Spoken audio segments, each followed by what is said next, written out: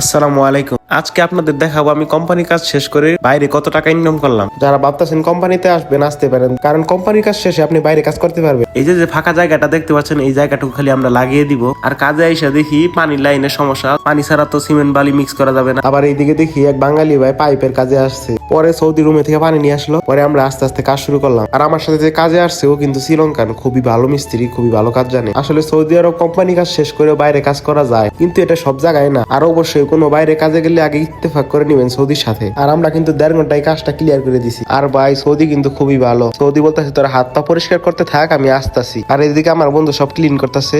আর ওইদিকে সৌদি ডাকাটাকে শুরু করে দিছে। পরে সৌদি দেখি আমাদের জন্য বিস্কিট আর চা নিয়ে আইছে। পরে আমি সৌদিরে জিজ্ঞেস করলাম তুই এই জায়গায় কি করবি? ও বলতেছে যে এই জায়গায় নাকি ছাগল পালবো। পরে আমি সৌদিরে বললাম যে আরো কাজ টাজ থাকলে ফোন দিস। সৌদি বলতেছে আচ্ছা ঠিক আছে, কাজ টাজ থাকলে ফোন দিবনি তোরে। আবার কিছু কিছু সৌদি আছে কাজ করে টাকা দিবে না, খুবই খারাপ হয়, গাড়ির থেকে নামাই দেয়। আর হ্যাঁ, আমরা দুজনে কিন্তু সৌদির সাথে ইত্তেফাক করছি 110 রিয়ালের। আর সৌদি কিন্তু আমাদের 110 রিয়ালে দিয়েছে, আবার রুমেও নামিয়ে দিয়েছে।